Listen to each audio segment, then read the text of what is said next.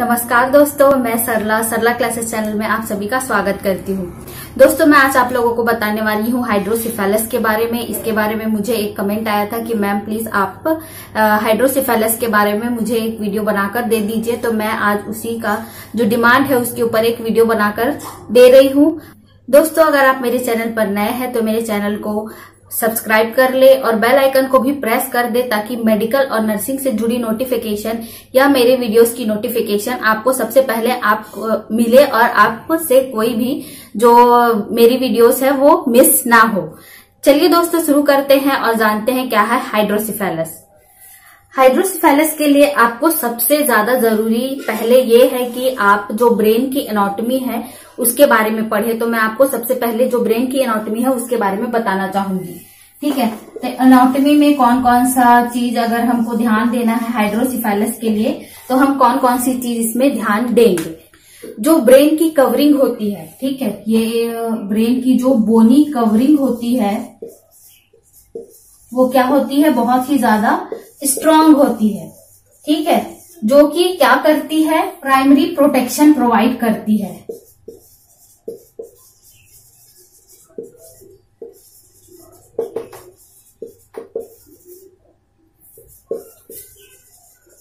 ठीक है, जो ये कवरिंग होती है, बोनी कवरिंग होती है, वो स्ट्रॉन्ग कवरिंग होती है और यह ब्रेन को प्राइमरी प्रोटेक्शन प्रोवाइड करती है, जिससे कि ये जो बाहरी इंजुरीज है उससे बचे हुए रहते हैं। ठीक, नेक्स्ट है, यह जो ब्रेन का जो पार्ट होता है या कवरिंग होती है वह एक्सपेंसिबल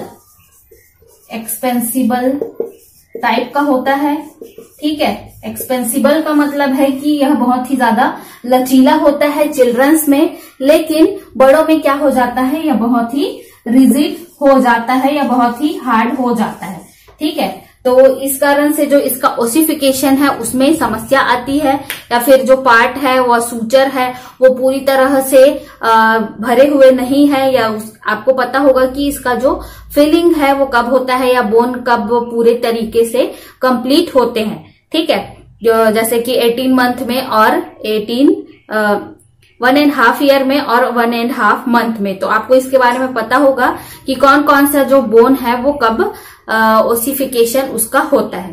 ठीक है, तो ये मेन जो है हाइड्रोसिफेलस, उसमें ओसिफिकेशन की समस्या आती है ब्रेन की कवरिंग में। ठीक है, और भी है, सीएसएफ फ्लो है और आईसीएफ का जो बढ़ना है, इंट्राक्रेनियल प्रेशर, आईसीपी का बढ़ना है, ये भी इसमें मुख्य जो किरदार है वो निभाते हैं हाइड्रोसिफेलस होने में।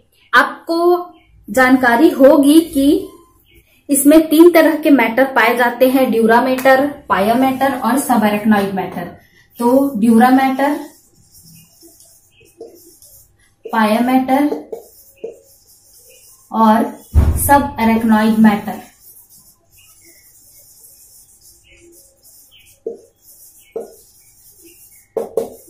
इसके बारे में जान लेते हैं कि ड्यूरा मैटर क्या है। तो ड्यूरा मैटर है आउटर लाइनिंग ऑफ स्कल। ठीक है, जो ड्यूरा मैटर है आउटर लाइनिंग होगी किसकी, स्कल की। पाया मैटर है जिसमें कि कंटिन्यूअस ब्लड वेसल्स है वो फ्लो होते रहते हैं। ठीक है, ये सेकंड लाइनिंग होती है, कंटिन्यूअस ब्लड वेसल्स या ब्लड फ्लो इसमें होता रहता है। ठीक है, ये आपका सेकंड पार्ट होता है। और ये जो है सब एरेक्नॉइड मैटर, इसमें होता है सीएसएफ, ये फील्ड होता है, किससे, सीएसएफ से ये फील्ड होता है। ठीक है, तो समस्या आपके कहां पर आ रही है, इस सब एरेक्नॉइड मैटर में, जहां पर सीएसएफ फील्ड होता है। ये तीनों में ही मैंने आपको बताया कि ड्यूरा मैटर, पाया मैटर, सब एरेक्नॉइड मैटर होता है। अगर यहाँ समस्या आएगी तो इन दोनों कवरिंग में भी समस्या होगी ही। ये तो था कि कितने जो मैटर है वो पाए जाते हैं, कितने तरीके का द्रव्य होता है ब्रेन के कवरिंग में। ठीक है, उसके बाद मैं आप लोगों को बताती हूँ जो सीएसएफ है उसका फंक्शन क्या है। ठीक है, फंक्शन ऑफ सीएसएफ मतलब सेरेब्रोस्पाइनल फ्लूइड।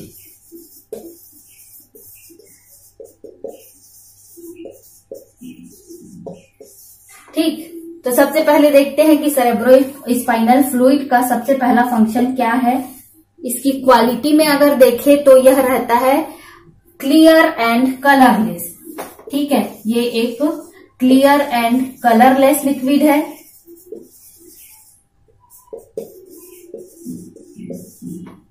सेकेंड है इसका प्रोटेक्ट करता है ब्रेन को फ्रॉम फिजिकल और केमिकल इंजुरीज। ठीक है, प्रोटेक्ट ब्रेन फ्रॉम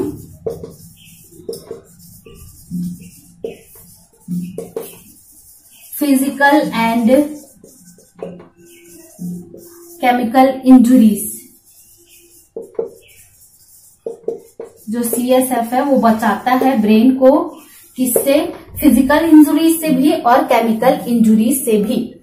थर्ड है इसका कि ये कैरी करता है O2 को और ग्लूकोज को ब्लड टू न्यूरॉन्स में। ठीक है, ये हम पढ़ रहे हैं कि फंक्शन ऑफ CSF क्या है। तो थर्ड है इसका कि यह कैरी करता है किसको, ऑक्सीजन को और ग्लूकोज को ब्लड से न्यूरॉन में उसका कैरी करता है। अब अगर हम देखें कि CSF का जो फॉर्मेशन रेट है इसका कि एक दिन में कितना CSF है वो बनता है। तो सबसे पहले हम देखते हैं 1 घंटे में 20 ml ऑफ पर आवर ये बनता है, और अगर पर डे देखें तो 500 ml पर डे इसका जो फॉर्मेशन है वो होता है CSF का। ये दोनों में होगा, जो 20 ml पर आवर है और 500 ml पर डे है। ये चिल्ड्रन और जो मैन है या फिर एडल्ट है उनमें दोनों में इसी का जो रेट है, फॉर्मेशन रेट है, वो रहेगा। ये तो हुआ फंक्शन, CSF का फंक्शन क्या क्या है। उसके बाद हम देखते हैं इंट्राक्रेनियल प्रेशर, क्योंकि जो हाइड्रोसिफेलस है उसमें इंट्राक्रेनियल प्रेशर की भी जो मुख्य भूमिका होती है। इसकी वजह से ही जो हाइड्रोसिफेलस की समस्या है वो उत्पन्न होती है। मेन आपका CSF, इंट्राक्रेनियल प्रेशर और बहुत सारे एसोसिएटेड जो केमिकल जो है या फिर उसका दबाव है, उन सब की वजह से भी होता है। ठीक है, तो हम जानते हैं इंट्राक्रेनियल प्रेशर के बारे में।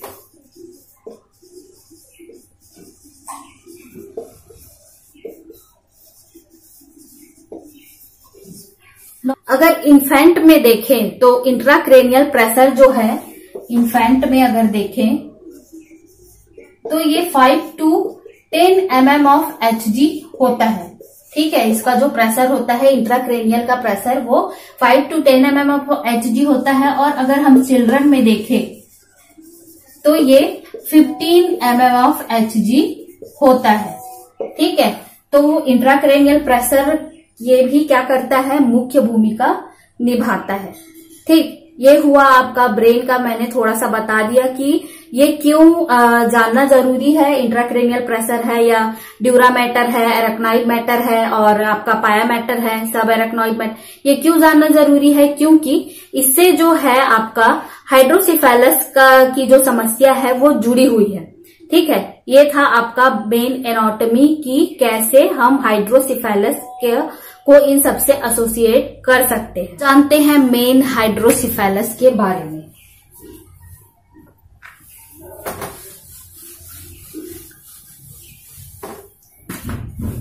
तो अगर हम ग्रीक में देखें, इन ग्रीक इसका मीनिंग क्या होगा। ग्रीक में अगर देखें तो हाइड्रो का मतलब है वाटर और सिफेलस का मतलब होता है आपका हेड। ठीक है, तो हाइड्रो मतलब वाटर और सिफेलस का मतलब हेड। हेड में क्या हो रहा है, पानी या जल भराव हो रहा है, उसको सामान्य भाषा में अगर देखें तो। लेकिन इसमें क्या होता है, CSF का जो फ्लो है ज्यादा हो जाता है, या उस फ्लो बहुत ज्यादा या फॉर्मेशन बहुत ज्यादा हो रहा है, उसकी वजह से फ्लो ज्यादा हो रहा है। ठीक है, और कहीं पर ऑब्स्ट्रक्शन भी है, उसके बारे में मैं आप लोग को आगे और बताऊंगी कि ऑब्स्ट्रक्शन कहाँ पर है। तो उसकी वजह से ये हाइड्रोसिफेलस की समस्या है वो उत्पन्न होती है। ठीक है, इसके अब हम जानते हैं इंसिडेंस के बारे में कि हाइड्रोसिफेलस का इंसिडेंस कितना कहाँ है या फिर कितनी मात्रा में हम इसे देखते हैं। ठीक है, इंसिडेंस के बारे में बात करेंगे। तो पर जो 1000 बेबीज हैं वो जो पैदा होते हैं उनमें 3 बेबीज में जो हाइड्रोसिफेलिस की समस्या होती है। और 80 to 85% जो चिल्ड्रन होते हैं जिनको क्या होता है, मेनिंगोमाइलोसिल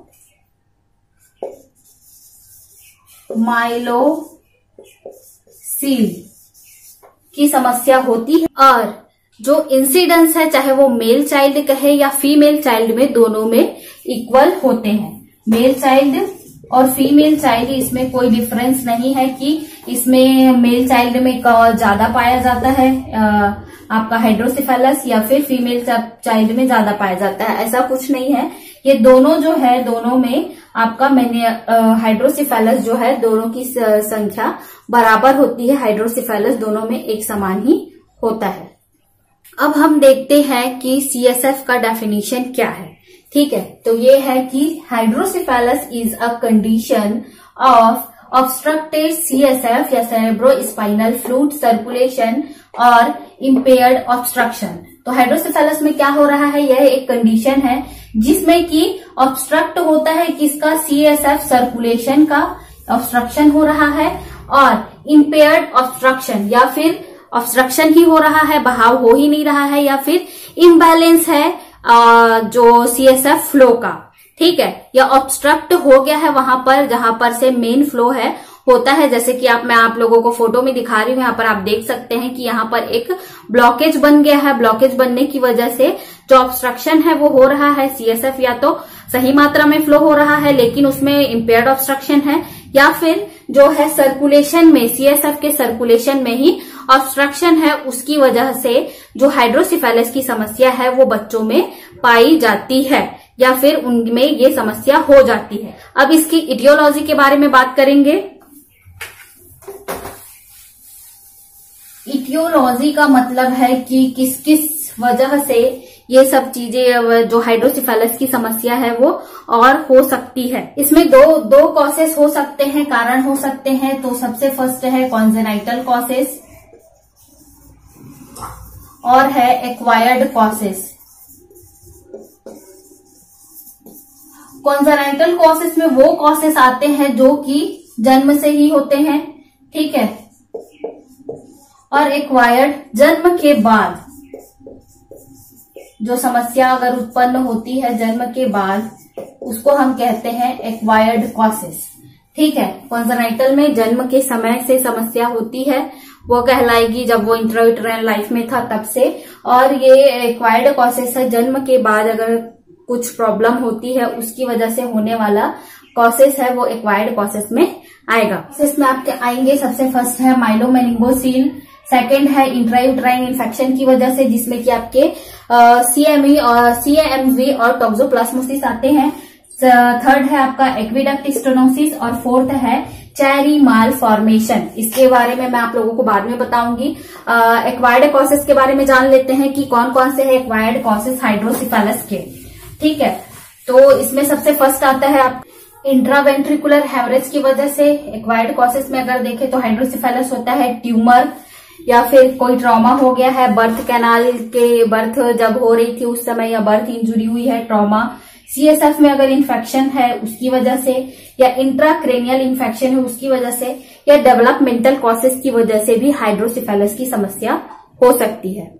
जो मैंने बताया कि कॉन्जेनाइटल कॉसेस और एक्वायर्ड कॉसेस, इसमें कुछ कुछ टर्म्स ऐसे हैं जिसके बारे में मैं आप लोगों को अगले वीडियो में बताऊंगी। आज के लिए इतना ही दोस्तों। अगर वीडियो अच्छा लगे लाइक, शेयर और सब्सक्राइब करें। अगर आपको इसके बारे में और अधिक जानकारी लेनी है तो मुझे कमेंट कर सकते हैं। धन्यवाद दोस्तों।